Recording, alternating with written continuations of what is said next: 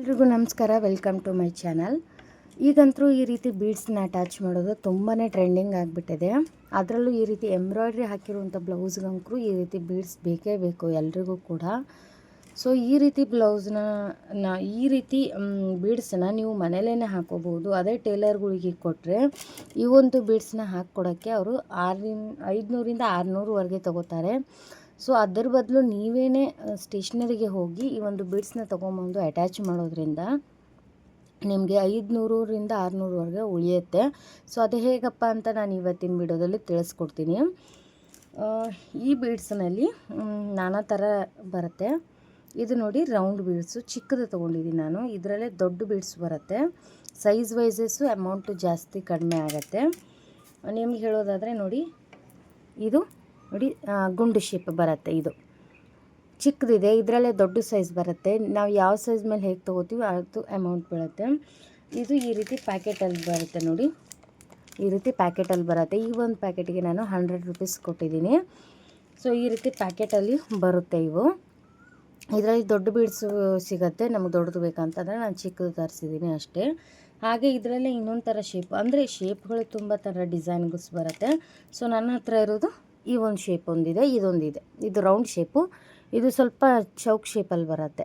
So ಈ ಒಂದಿದೆ, ಇದು ಕೂಡ ಸೇಮ್ ರೇಟು. ಇದು 20 ರೂಪೀಸ್ ಎಕ್ಸ್ಟ್ರಾ ಕೊಟ್ಟಿದ್ದೀನಿ, ಯಾಕಂತಂದರೆ ಇದು ಇದಕ್ಕಿಂತ ದೊಡ್ಡದಿತ್ತಲ್ವ. ಸೊ ಹಾಗಾಗಿ ಈ ರೀತಿ 2 ಡಿಸೈನು, ಆಮೇಲೆ ಸೈಜ್ ವೈಸಸ್ಸು ಈ ರೀತಿ ಎಲ್ಲ ಇರುತ್ತೆ.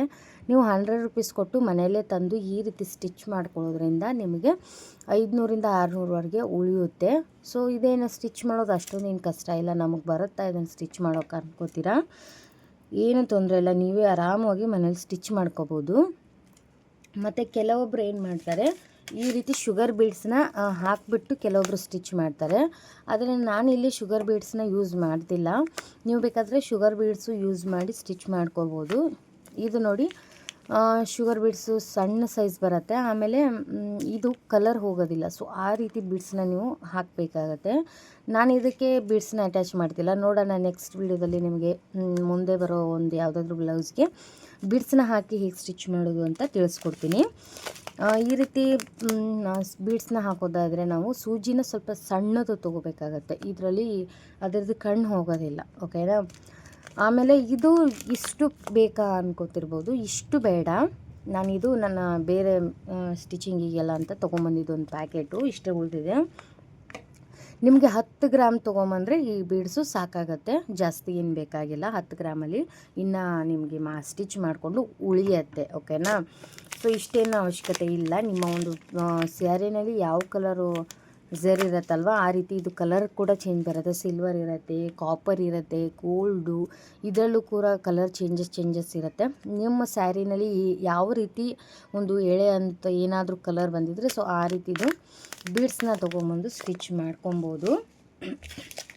ಇದೆ ಅಂತಲೇ ಏನು ಇದಿಲ್ಲ. ಸೊ ನಾನಿಲ್ಲಿ ಸ್ಯಾರಿ ಕಲರ್ ಇರೋದ್ರಿಂದ, ಗ್ರೀನ್ ಕಲರ್ ಸ್ಯಾರಿ ಇರೋದ್ರಿಂದ ಗ್ರೀನ್ ಕಲರ್ ಬೀಡ್ಸ್ನ ಅಟ್ಯಾಚ್ ಮಾಡಿದ್ದೀನಿ. ಸೇಮ್ ಬ್ಲೌಸ್ ಕಲರೇ ಹಾಕೋದ್ರಿಂದ ಅಷ್ಟೊಂದು ಚೆನ್ನಾಗಿ ಕಾಣಿಸೋದಿಲ್ಲ. ಸ್ಯಾರಿ ಕಲರ್ ಹಾಕೋದ್ರಿಂದ ತುಂಬ ಚೆನ್ನಾಗಿ ಕಾಣಿಸುತ್ತೆ, ಆಪೋಸಿಟ್ ಆಗಿರತ್ತಲ್ವ. ಸೊ ಹಾಗಾಗಿ ಇದಿಷ್ಟು ನಿಮಗೆ ನಾನು ಬೀಡ್ಸ್ ಬಗ್ಗೆ ಎಲ್ಲ ಮಾಹಿತಿ ಕೊಟ್ಟಾಯಿತು. ಈ ಬೀಡ್ಸು ಮತ್ತು ಶುಗರ್ ಬೀಡ್ಸು ನಿಮಗೆ ಸ್ಯಾರಿ ಫಾಲ್ಸು ಲೇಸ್ ಎಲ್ಲ ತೊಗೋತೀವಲ್ವ, ಸೊ ಅಲ್ಲಿ ಸಿಗುತ್ತೆ, ಯಾವುದೇ ರೀತಿ ತೊಂದರೆ ಇಲ್ಲ. ಈ ಒಂದು ಬೀಡ್ಸಿಗೆ ಏನಂತೀವಂದರೆ ಇದು ಸ್ಲೀವ್ಸ್ ಬೀಡ್ಸು ಅಥವಾ ಟೀಸಲ್ಸ್ ಬೀಡ್ಸ್ ಅಂತಲೂ ಹೇಳ್ಬೋದು. ಕೆಲವೊಂದು ಕಡೆ ಕೆಲವೊಂದು ಹೆಸರು ಕರೀತಾರೆ. ನಿಮಗೆ ನೋಡಿದ್ರೇ ಗೊತ್ತಾಗ್ಬಿಡುತ್ತೆ. ಎಂಬ್ರಾಯ್ಡ್ರಿ ಬ್ಲೌಸ್ಗಳಿಗೆಲ್ಲ ಮುಂದೆ ಸ್ಲೀವ್ಗೆ ಅಟ್ಯಾಚ್ ಮಾಡ್ತಾರೆ, ಅವ್ನು ಕೊಡಿ ಅಂದರೆ ಕೊಡ್ತಾರೆ, ಗೊತ್ತಾಗತ್ತೆ ನಿಮಗೆ. ಯಾಕಂದರೆ ಕೆಲವೊಂದು ಕಡೆ ಕೆಲವೊಂದು ಹೇಳ್ತಾರೆ. ಸೊ ಹಾಗಾಗಿ ಇವಾಗ ನಾನು ಇನ್ನೊಂದು ಸ್ಲೀವ್ಗೆ ಅಟ್ಯಾಚ್ ಮಾಡಿ ತೋರಿಸ್ತೀನಿ ಹೇಗೆ ಮಾಡೋದು ಅಂತ. ನೋಡಿ, ಇವಾಗ ನಾನು ಈ ಸ್ಲೀವ್ಗೆ ಅಟ್ಯಾಚ್ ಮಾಡ್ತೀನಿ. ಅದಕ್ಕೂ ಮುಂಚೆ ಸ್ಲೀವ್ ಫಿಟ್ಟಿಂಗ್ ಅವರಿಗೆ ಕರೆಕ್ಟ್ ಇದೆಯಾ ನೋಡ್ಕೋಬೇಕು. ಯಾಕಂತಂದರೆ ಫಿಟ್ಟಿಂಗ್ ಏನಾದರೂ ಹೆಚ್ಚು ಕಡಿಮೆ ಆಗಿತ್ತಂದರೆ ಇವನ್ನ ಬೀಡ್ಸ್ನ ಬಿಚ್ಚೋಕ್ಕಾಗೋದಿಲ್ಲ. ಮೊದಲು ನೀವು ಯಾರಿಗೆ ಹೊಲಿದಿರ್ತೀರಲ್ವ ಸೊ ಅವ್ರಿಗೊಂದು ಸಲ ಹಾಕಿಸ್ಬಿಟ್ಟು ನೋಡಿ ಫಿಟ್ಟಿಂಗ್ ಕರೆಕ್ಟ್ ಆಗಿತ್ತು ಅಂತಂದರೆ ಮಾತ್ರ ಇದನ್ನು ಸ್ಟಾರ್ಟ್ ಮಾಡ್ಕೊಳ್ಳಿ. ಸೊ ನನಗಿದು ಫಿಟ್ಟಿಂಗ್ ಎಲ್ಲ ಕರೆಕ್ಟ್ ಆಗಿದೆ. ಇವಾಗ ನಾನು ಅಟ್ಯಾಚ್ ಮಾಡೋದು ತೋರಿಸ್ತೀನಿ. ನೋಡಿ, ಒಂದು ಹೆಮ್ಮಿಂಗ್ ಸೂಜಿಗೆ 2 ಎಳೆ, ಅಂದರೆ 1 ಎಳೆ ದಾರ ಮಾಡಿಕೊಂಡು 2 ಎಳೆ ಆಗಿದೆ. ಆ ರೀತಿ ಮಾಡಿಕೊಂಡು ಒಂದು ಗಂಟು ಹಾಕ್ಕೊಂಡಿದ್ದೀನಿ. ನಿಮ್ಗೆ ಬೇಕಾದರೆ 4 ಎಳೆನೂ ಮಾಡ್ಕೋಬೋದು. ನಾನು 2 ಎಳೆನೇ ಮಾಡ್ಕೊಂಡಿದ್ದೀನಿ. ಇವಾಗ ಈ ಸ್ಲೀವ್ಸನ್ನ ಈ ರೀತಿ ಉಲ್ಟಾ ಹಿಡಿಬೇಕು.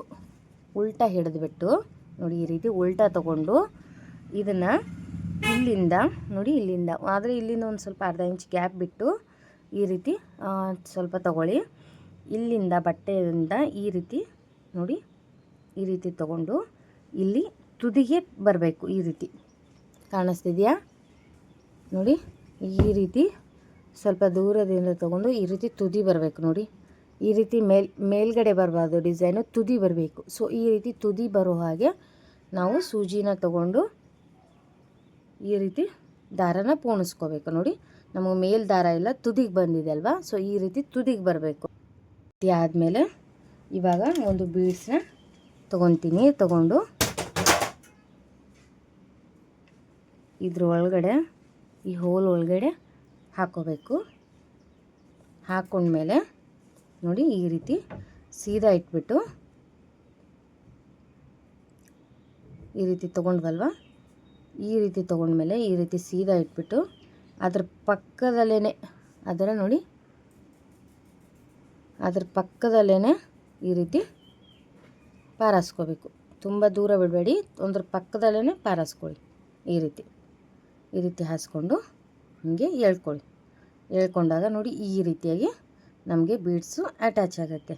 ಅಟ್ಯಾಚ್ ಆದಮೇಲೆ ಇಲ್ಲಿ ಒಂದು ನಾಟು ಹಾಕ್ಕೊಂಬಿಡಿ. ಈ ರೀತಿ ನೀವು ಲಾಸ್ಟು ಇಲ್ಲ ಎಲ್ಲ ಸ್ಟಿಚ್ ಮಾಡ್ಕೊಂಡು ಹೋಗಿ ಒಮ್ಮೆ ಲಾಕ್ ಮಾಡ್ತೀನಿ ಅಂತಂದ್ರೂ ಮಾಡ್ಬೋದು. ಬಟ್ ಈ ರೀತಿ ಒಂದೊಂದೇ ಬೀಡ್ಸಿಗೆ ಲಾಕ್ ಮಾಡ್ಕೊಳ್ಳೋದ್ರಿಂದ ಏನಾದರೂ ದಾರ ಕಟ್ಟಾದರೆ ಪ್ರತಿಯೊಂದು ಎಲ್ಲ ಬಿಚ್ಕೊಂಡು ಬರೋದಿಲ್ಲ. ಓಕೆನಾ? ಹಿಂಗೆ. ಸೊ ಈಗ ಇದೊಂದು ಬೀಡ್ಸ್ ಆಯ್ತಲ್ವ, ಇವಾಗ ಮತ್ತೆ ಅದೇ ಮೆಥಡ್ನ ಮತ್ತೆ ಸ್ಟಾರ್ಟ್ ಮಾಡೋದು. ನೋಡಿ ಈ ರೀತಿ ಏನು ನಾವು ಸೂಜಿ ಪಾರಾಸಿರ್ತೀವಲ್ವ ಅಲ್ಲಿಂದನೇ ನಿಮ್ಗೆ ಎಷ್ಟು ಗ್ಯಾಪ್ ಬಿಟ್ಕೊಂಡು ಹಾಕೋತೀರ ಮೊದಲು ನೋಡ್ಕೊಳ್ಳಿ. ಎಷ್ಟು ದೂರ ಹಾಕೋತೀರಾ, ಎಷ್ಟು ಸಣ್ಣ ಹಾಕೋತೀರ ಅಂತ ನೋಡಿಕೊಂಡು ಮತ್ತೆ ಅದರ ಪಕ್ಕದಲ್ಲಿ ಈ ರೀತಿ ತುದಿಗೇ ಮತ್ತೆ ಪಾರಾಸ್ಕೋಬೇಕು. ನೋಡಿ ಈ ರೀತಿ ಪಾರಾಸ್ಕೊಂಡು ನೋಡಿ ಹೇಗೆ ತುದಿಗೆ ಬಂದಿದೆ ಅಂತ. ಸೊ ಈ ರೀತಿ ತುದಿಗೆ ಬಂದಮೇಲೆ ಮತ್ತೊಂದು ಬೀಡ್ಸ್ ತಗೊಂಡು ಈ ರೀತಿ ಮತ್ತೆ ಅದರ ಪಕ್ಕದಲ್ಲೇ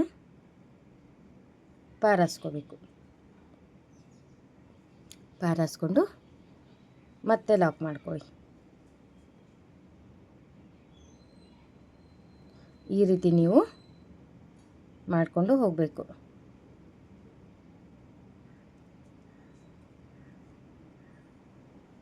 ನೋಡಿ ಈ ರೀತಿ ಪಾರಾಸ್ಕೊಂಡು ಲಾಕ್ ಮಾಡಿಕೊಂಡೆ. ಸೊ ಈ ರೀತಿ ಮತ್ತೆ ನೀವು ಇಲ್ಲಿಂದ ನೋಡಿ ಎಷ್ಟು ನೋಡ್ಕೊಂಡಿರ್ತೀರಲ್ವ ಗ್ಯಾಪು, ಸೊ ಅಲ್ಲಿಗೆ ಮತ್ತೆ ಈ ರೀತಿ ತುದಿಗೆ ಎಬ್ಬಿಸ್ಕೊಂಡು ಮತ್ತೆ ತಗೊಂಡು ಮತ್ತೊಂದು ಬೀಡ್ಸ್ ತಗೊಂಡು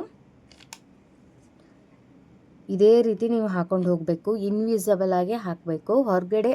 ಒಳಗಡೆ ದಾರ ಕಂಡ್ರೂ ಪರವಾಗಿಲ್ಲ, ಹೊರಗಡೆ ಯಾವುದೇ ರೀತಿ ದಾರ ಕಾಣಬಾರ್ದು. ಆ ರೀತಿಯಲ್ಲಾಗಿ ಸ್ಟಿಚ್ ಮಾಡ್ಕೊಂಡು ಹೋಗಬೇಕು. ನೋಡಿ ಈ ರೀತಿ ಮಾಡಿಕೊಂಡು ಪ್ರತಿಯೊಂದು ಬೀಡ್ಸ್ಗೂ ಲಾಕ್ ಮಾಡ್ಕೊಂಡು ಹೋಗಿ. ಸೊ ಆವಾಗ ನಿಮಗೆ ಬೀಡ್ಸ್ ಅನ್ನೋದು ಸ್ಟಿಫಾಗಿ ಕೂರತ್ತೆ. ಹಾಗೆ ನಮ್ಮ ಚಾನಲ್ನ ಹೊಸದಾಗಿ ನೋಡ್ತಿರೋರು ಇನ್ನೂ ಸಬ್ಸ್ಕ್ರೈಬ್ ಆಗಿಲ್ಲ ಅಂತ ಅಂದರೆ ಸಬ್ಸ್ಕ್ರೈಬ್ ಮಾಡ್ಕೊಂಡು ನೋಡಿ. ಹಾಗೆ ಒಂದು ವಿಡಿಯೋನ ಶೇರ್ ಮಾಡಿ, ಲೈಕ್ ಮಾಡಿ. ಇನ್ನು ಇದೇ ರೀತಿ ಟೈಲರಿಂಗ್ ರಿಲೇಟೆಡ್ ವೀಡಿಯೋಸು ತುಂಬಾ ಇದ್ದಾವೆ. ನಿಮ್ಗೆ ಯಾವುದಾದ್ರು ಬೇಕು ಅಂತಂದರೆ ನೋಡ್ಬೋದು. ಏನಾದರೂ ಕನ್ಫ್ಯೂಷನ್ ಇದ್ದರೂ ಇದರಲ್ಲಿ ಕೇಳ್ಬೋದು. ನೋಡಿ ಬೀಡ್ಸು ಯಾವ ರೀತಿ ಅಟ್ಯಾಚ್ ಆಯಿತು ಅಂತ. ಈ ರೀತಿಯಾಗಿ ಬೀಡ್ಸು ಅಟ್ಯಾಚ್ ಆಗಬೇಕು. ಇಲ್ಲ ನೋಡ್ತಾ ಇರ್ಬೋದು ನೀವು, ಎಲ್ಲೂ ಕೂಡ ಅಷ್ಟೊಂದು ದಾರ ಕಾಣಿಸ್ತಿಲ್ಲ. ನೋಡಿ ಒಂದು ಸ್ವಲ್ಪ ಅಷ್ಟೇ, ಆ ರೀತಿ ಒಂದು ಸ್ವಲ್ಪ ಬರೋದೇನೆ. ಬೀಡ್ಸ್ ಹಾಕಿದ್ರೆ ಇನ್ವಿಸಿಬಲ್ ಆಗುತ್ತೆ. ಬೀಡ್ಸ್ ಹಾಕಿದರೆ ಇನ್ವಿಸಿಬಲ್ ಟೈಪಲ್ಲಿ ಸ್ಟಿಚ್ ಮಾಡ್ಬೋದು. ಇದಕ್ಕೆ ಒಂದು ಸ್ವಲ್ಪ ಕಾಣಿಸೋದೇನೆ ಈ ರೀತಿ. ಸೊ ಈ ರೀತಿ ನೀವು ಬೀಡ್ಸ್ನ ಅಟ್ಯಾಚ್ ಮಾಡ್ಕೊಳ್ಳಿ. ಓಕೆನಾ? ಈ ರೀತಿ ಬೀಡ್ಸ್ನ ಅಟ್ಯಾಚ್ ಮಾಡಿಕೊಂಡು ಕಂಪ್ಲೀಟಾಗಿ ಹಾಕ್ಕೊಂಡ್ಬಿಟ್ರೆ ನಿಮಗೆ ಕಂಪ್ಲೀಟ್ ಆದಾಗ ಈ ರೀತಿಯಾಗಿ ಕಾಣುತ್ತೆ. ನೋಡಿ ಈ ರೀತಿಯಾಗಿ ನಿಮಗೆ ಬೀಡ್ಸ್ ಅನ್ನೋವಂಥದ್ದು ಕಾಣುತ್ತೆ.